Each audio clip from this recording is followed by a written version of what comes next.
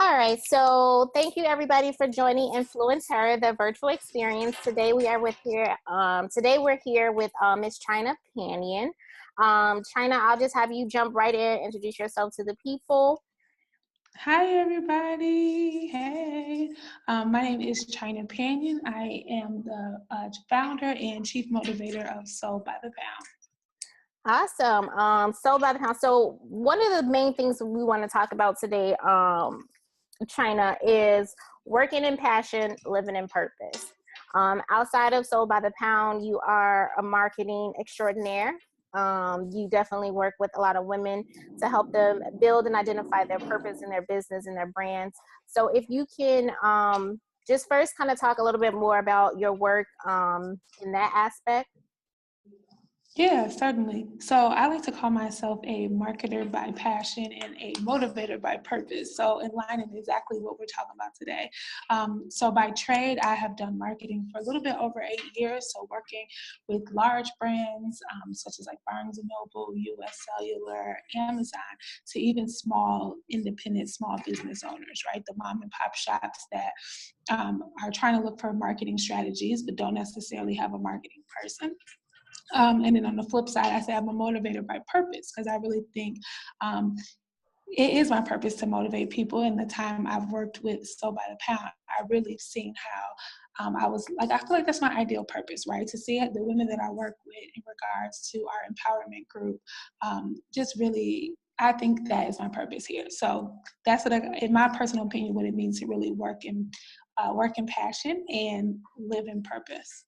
All right, so bring us into your role as far as like your clients, your everyday clients. Let's say, we have someone on the call that's listening in right now that's kind of in a stuck place. They're trying to figure it out. And a lot of times people do say, you definitely have to pursue things that you're passionate about that has a purpose attached to it. But what if you are struggling to figure out what that is? Like, where would you suggest you start? So it's so funny because I always tell people there's like this notion that like if you do what you love, you'll never work a day in your life, right? That's what we're told. But they don't tell you that even when you're working and doing the stuff that you absolutely love, you're going to still be tasked with stuff that you don't necessarily love. So don't let that stop you from actually getting started. So like, for instance, when I think about my day-to-day, right, I work with small business owners. Some of them have brick and mortar businesses. Some of them are independent or it's just them. But literally I help them create strategy, marketing that helps them and allows them to compete with the big businesses. So when I left corporate years ago and was working with a larger company, I just saw that there was a gap with smaller businesses having access to marketing strategies, and more so digital. Digital allows us, you'll probably hear me talk about that all the time, but when it comes to digital marketing, it kind of equalizes the playing field with small businesses and large businesses. So I try to make sure that I provide them strategy. But on the flip side, like I said, we're told so much that if you're passionate about it, that's enough. Where actually there's going to be tough times. There's going to be times where you almost hit a roadblock. But the way to really find your passion, to know what you're supposed to do, is the stuff that you get excited and you can't stop doing. And then not only that, but finding ways that your passion and purpose are combined. Sometimes they could be different. And I have a friend that works legal and she loves it. I mean, she works at a law office. She loves working with lawyers. She loves briefs. Like, she's just obsessed with it. But then on the flip side, when she gets off of work, she coaches basketball, and that's something she's passionate about. Yeah. And it's completely opposite. And there's this notion that, if you love one thing, then the other one is not your passion. And I don't agree. I feel like maybe her passion is working in that law office. She's passionate about it. She stays up hours thinking about it. But then on the flip side, maybe it's her purpose, those people that she impacts. And that's how I take the approach with me and Soul by the Pound, and I use that approach with marketing. Marketing, I literally have Google alerts set on my phone to remind me if there's any algorithm changes, if there's new strategies that come out, if there's new articles, case studies. I obsess over it. I'm passionate about marketing. But then there's my purpose. When I throw a Soul by the Pound event, it's so funny because when we leave, my mom's like, here she goes. I literally cry after every event because I know this is my purpose. Like, I know that Soul by the Pound, whenever I plan anything for it, it always turns out the way it was supposed to be, because that's my purpose. It doesn't require me to read as much as marketing. It doesn't require any extra skills. It didn't require me as much schooling as marketing require me. It doesn't require a resume. It literally is just me walking in purpose, me doing what I love and serving a bigger community. You mentioned Sold by the Pound. Share with Mm-hmm. everybody what Sold by the Pound is. Yeah, so I probably rushed over that really fast, but Soul by the Pound was an organization I started a little over 5 years ago. So it was like literally me and a group of my friends. It was 5 of us in my living room, and we were all like, hey, let's try to lose some weight before the end of the summer. And so loss. And I noticed that through time, it was more than just a weight loss thing. It was more so of empowerment. It was more so addressing wellness. It was more so addressing mental issues. And it was really directed and like literally this group was empowered. It was to just empower women of color to take responsibility for our health and wellness.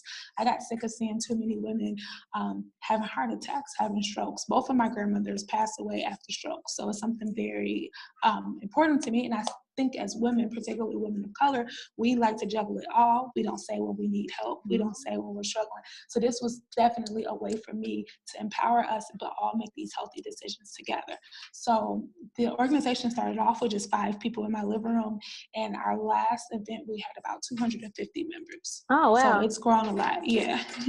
Congratulations to you for that. Thank Another you. thing I wanted to talk to you about, because part of the whole Influence Her event and my whole why I was passionate about putting it together, because to speak to, what you do in your own community and your own tribe is, I feel like, us as women, especially women of color, we don't come together enough to support, to share our resources in one capacity or the other. I think, a lot of times, a lot of us are selfish. Either we're afraid to, give someone some information or encourage them to do something else, because maybe out of fear that, maybe they might reach their peak before I do. Whatever it is, I feel for everybody it's different. But I just wanted to get your feedback or your take on, what's lacking in, the sisterhood of today. And, because I feel like there's definitely power in partnerships. Mm-hmm. And, over time, I personally had to grow in this area because I was a little standoffish. I can admit that, at a point in time in my life where, I didn't necessarily embrace, I admire people from afar, but, sometimes, it's not, you're a little intimidated or however you may feel about approaching different people and building those relationships. And it's extremely important, whether in business or in your personal life. Yeah. Well, I do. Okay. So I think for one, let me just say this. There's this notion of scarcity thinking where we feel like, okay, if I give this up, then I'm not going to get it. There's this scarcity thinking that there's not enough opportunity for everybody. And both of those are lies, right? There is no such thing as any opportunity being scarce. What's for me is for me, what's for you is for you. And it's a better fit, I do a lot of work with sponsorship for some of my marketing clients and even with Sold by the Pound. And sometimes I'll hear people say, like, I'll literally give people, if they say, oh, I need a sponsor for this, I will literally give people these contact information. And the reason why is because not necessarily, like, if somebody is interested in my event, that doesn't mean they're not going to sponsor yours. Or if someone wants to sponsor you, that doesn't mean they're not going to sponsor me. These are $1 million businesses, right? So I try to take that approach. And even, literally, there's so much power in partnership. And then the only way I think to combat it is to really be an example. So if you have to kind of show people that, hey, it's more out there. Like, there's more things. There's more of the pie for everybody. And even when me and you talked offline about this upcoming event, and I asked you, what do you want to get from it? One of your biggest things was to empower women, and it was to connect and bring women together. And I think this event is a perfect example of being the example. Listen, I've had literally ex-boyfriends have their new girlfriends come to Sold by the Pound event. Like, it's that deep, right? And it's to the point where I'm like, okay, hey girl, welcome. Yeah, like, exactly. It's that, yeah. And I'm so, because I was raised with women that said, don't have too many friends that are girls. I was raised with women like, don't tell nobody where you got this dress from. Like, I was raised around that, aunts and grandmothers and people that said, you don't have to keep a lot of women around you. Whereas I personally grew up and I love having friends. I'm like, this is really cool. You mean I get to know all of these people? And it doesn't make my light any dimmer if I shine or she shines or we all hang out together. So I really think just really being an example, like really just setting, I literally believe attract what you send out. So if I'm sending out good vibes, if I'm giving you information, if you don't give it back to me, trust me, the universe always does it. So I really don't even just preach that, but I really honestly believe that. Yeah, you sow, you like, you reap what you sow, Absolutely. most definitely. And when you say sharing resources, I got to let all the listeners know, for your working and pursuing passion and purpose and everything that you do with the sponsorships. China has, and I'll share this with the readers, a link to your website and everything, but people that are struggling in their business, starting out, like you said, people that work with $1 million companies for sponsorships. And I mean, I would be intimidated to, I don't know, reach out to Apple or Amazon or whomever, but these major companies have money set aside to invest in different, different businesses, different events and everything like that. So what are some top tips you can share with everybody in their business that's looking to partner with larger corporations for sponsorships or even other opportunities? Yeah, definitely. So number one, go big. You can never go too small. And then, it's two things I always say, because I'm a marketer and we segment stuff. Go local and go big. So if you go local, if we're building relationships, hey, so-and-so, I know you're starting off your new cupcake business. Would you like to donate, sponsor this much to my upcoming event, right? But then don't just think of it as sponsorship. And I hear this all the time, what people want from their sponsors, but what are you going to deliver them? So you better make sure when that cupcake sponsor, when she leaves, that she has contact information for everybody that's in the room, that she is included on your email blast so she knows what's going on. So the next time when you are able to allow a certain cupcake budget, if you have a cupcake budget in the future, that you're utilizing her first, right? So that's number one, is build relationships. I think a lot of time with sponsorships, people think short term, like I need this much money, I need this much sponsors right now. No, think of it long term. What can I provide for you and what can you provide for me? And then when you think big, these big companies, they literally have $1 million budgets. Exactly for your audience, right? It would be one thing for them to do a commercial ad. It would be another thing for them to throw many events throughout the city, but it's cheaper that you throw the event and I give you a couple of thousands of dollars. And it makes it easier for them. They get numbers. So I always say, number one, segment the list, know who to target locally, know who to target corporate, big global brands. And then number two is make sure that it's a working relationship. You want to make sure that you are nurturing that relationship year round. Every sponsor I've ever had for Sold by the Pound, they're included on my email blast so that they know what's going on. Before my event, I'm always sending them happy holiday emails or cards or whatever, because you want them to know. It's to the point now that I even had one sponsor reach out to me in January for an event that's in October. They said, we want first dibs, because that's the type of relationship that was established. So those are like my biggest ones. And then also be professional. Like, you want money coming in, you can't just simply say, well, I have this big name coming to my event.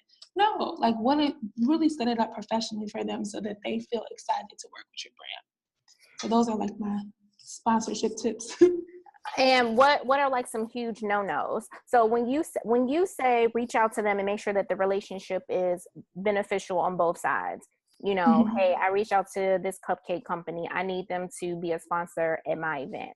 And but how do I further that? Like, how do I really extend that relationship? Because all right, can you do this for me? And then after they do that, because sometimes I feel like for me, even when I try to reach out to people, it's kind of like, my counter offer, I feel like might not be a good offer.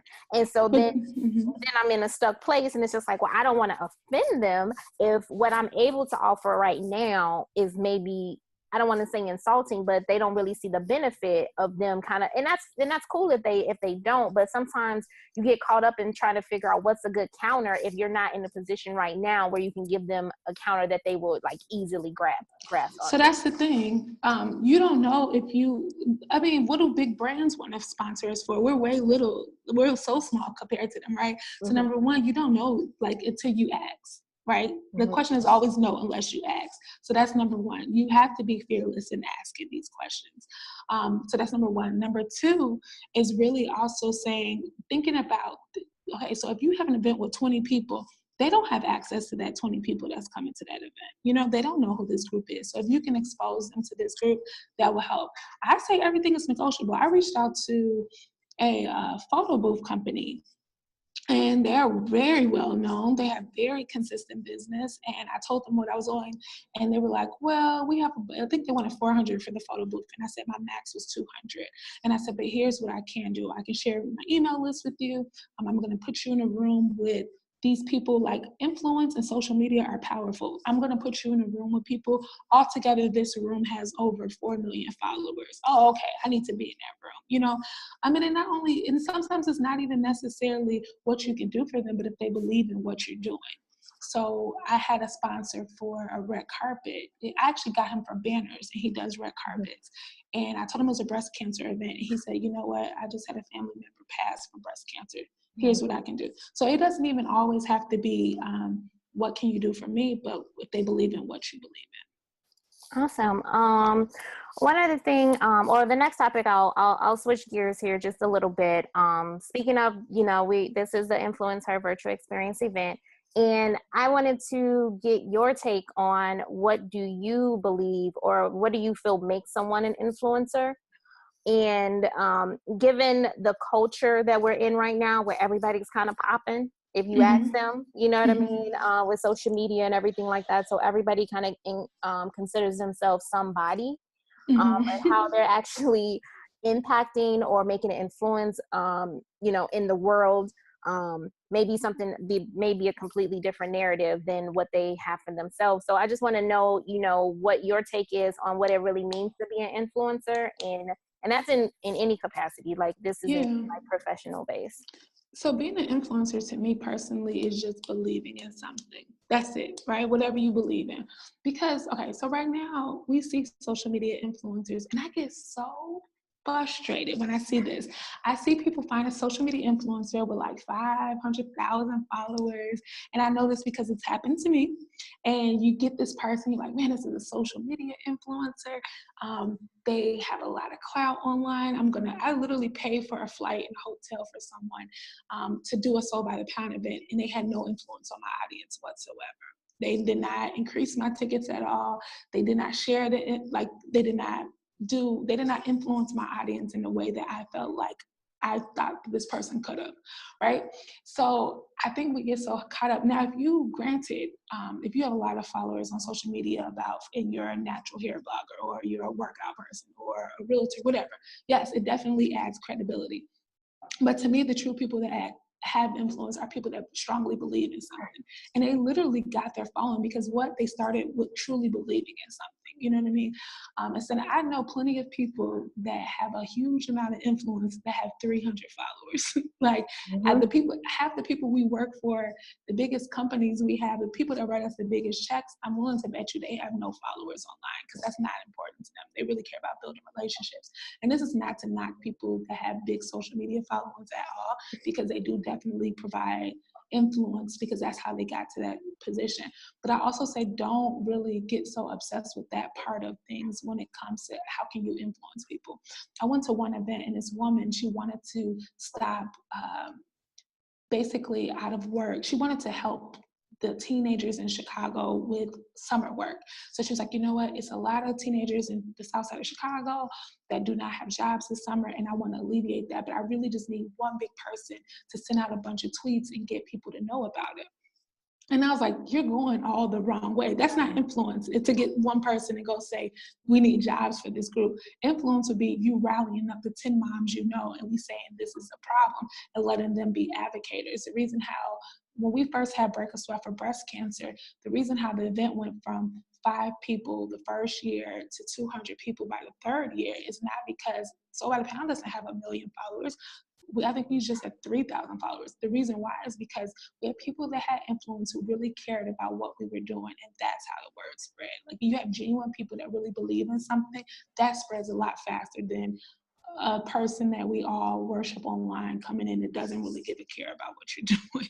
So Right. To me, that to me is influence. And that makes me smile that you say that, because a lot of the conversations I've been having lately has been pushing to that same point. It's the same narrative. It's about, people don't necessarily, buy or connect with you based off of, what it is that you are selling, but who you are, your message. You know what I mean? Like you said, Sold by the Pound doesn't have, 10,000 plus followers, but people connect with the message, people connect with, what you're doing and, what you're about. So I think that's important, because a lot of times people do get caught up in, trying to be famous or known, or, brag about how many followers they have. But if you're not really impacting any lives, if you're not really, having any real influence in the people around you, it's all kind of just, lights, camera, and no action. I can't hear you. I'm sorry. I said I completely agree. Yeah. And then just lastly, I'll wrap up here with you. I just wanted to know, how do you intend to continue to be an influencer in marketing, in women's health and wellness and mental health and all those great things that you're doing? How do you wish to continue being an influence? Yeah, thanks. So really my biggest thing is now I did relocate recently to a new state. I'm in New York now, just left Chicago. So really my biggest thing in regards to making sure that I say influence is really through partnerships, because I am somewhere completely brand new, and now it gives me a chance to really align not only Sold by the Pound, but what I offer marketing wise. I mean, literally it's utilizing the same thing I was doing in Chicago, but bringing it to a new location and making a bigger platform. So, I mean, I really am all about women's empowerment. That's something I take very, very seriously. Like I say this all the time, but also really I'm about supporting small businesses and how can we bridge the gap. So if I stay in tune with those two things, the influence doesn't stop. So I'll still be doing Sold by the Pound here. I'll still be taking marketing clients here, but really so just making sure that what's the value system, right? What is important to me? And I think being away from family and friends and everything that I know comfortably has really challenged me to really just be my genuine self, like to turn off all the noise, turn off all the extraness. I think I'm even on social media less, but really turn out all the noise and really just make sure I'm operating in purpose. Yeah, and then in New York, you'll pursue even more with even more energy and focus. When you're in Chicago, you're in a new city, so you're kind of forced to kind of have those interactions, as uncomfortable as they may be in the beginning. So, right, I know you'll do absolutely amazing. Thank you.